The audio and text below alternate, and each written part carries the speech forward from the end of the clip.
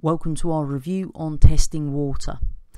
So we need to actually test for certain chemicals in the water that we generate, and for your exam you're going to need to know the test for two. The first one is the test for sulfate ions.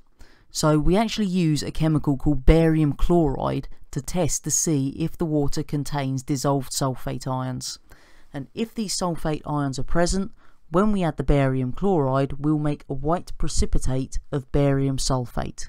So to give you an example of the reaction we may be seeing in the tube, if we had sodium sulfate dissolved in our water, when we add our barium chloride, we make sodium chloride and barium sulfate. And the easy way to get your product's names correct is you've just got to swap the first word of each of your reactants. So sodium sulfate becomes barium sulfate, and barium chloride becomes sodium chloride.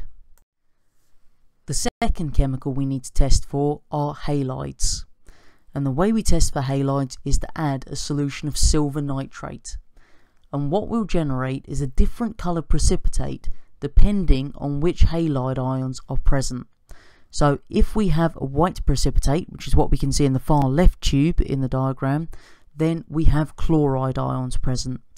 If we get a cream coloured precipitate like the middle tube, it's a bromide ion that's present, and if we get the pale yellow precipitate like the tube on the right there, we have iodide ions.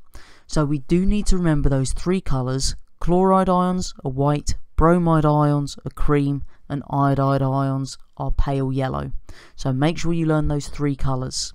And again, same thing that we did before, if we start with sodium chloride and silver nitrate, we'll be making sodium nitrate and silver chloride. So we're just swapping the first word of each of those reactants to get our correct products.